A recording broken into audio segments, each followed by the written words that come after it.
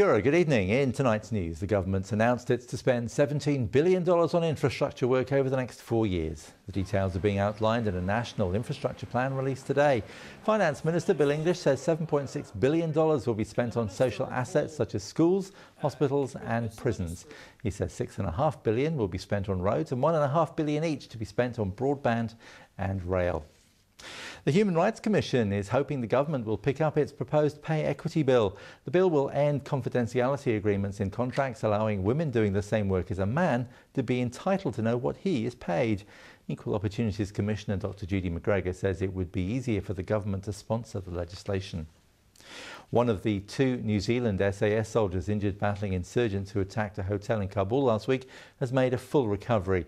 The second is responding well to medical treatment. Defence Force Chief Lieutenant General Rhys Jones says he has no evidence to back reports the injuries were the result of friendly fire. He also says he can categorically state that the Defence Force hasn't received an apology from Afghan authorities, contrary to some reports. Back home, it could be weeks before the results of a pathology test on a baby girl found dead in a South Auckland creek come back. The newborn was discovered in a red plastic bag in a stream in Burnside Road on Saturday night. A post-mortem examination was carried out on her body this morning. Detective Senior Sergeant Darryl Harper says the circumstances surrounding her death remain unclear. He says she was at least 35 weeks gestation, possibly a full-term baby girl. Earthquake-affected Canterbury residents are being promised they'll soon be told what their future holds. Earthquake Recovery Minister Jerry Brownlee says the Earthquake Commission is close to completing assessments of red zone properties and is about to turn its attention to those living in the orange zone. He says last month's aftershocks caused more damage in the Port Hills area and rapid land mapping of that is underway.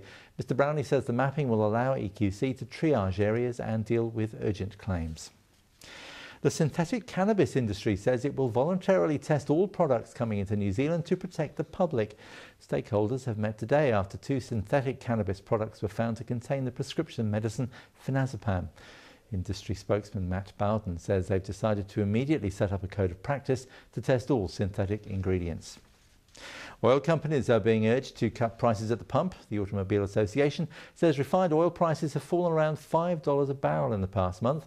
Spokesman Mark Stockdale says that equates to around 3 cents a litre at the pump once you allow for the fall in the New Zealand exchange rate over the same period.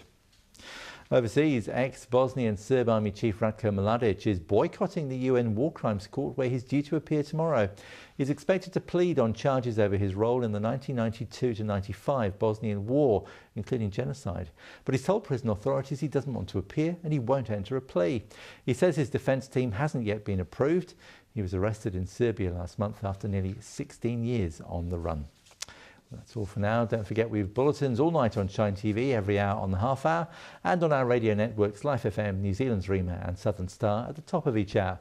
And of course you can always check out our website at www.rima.co.nz. Thanks for watching. Ka kite anō.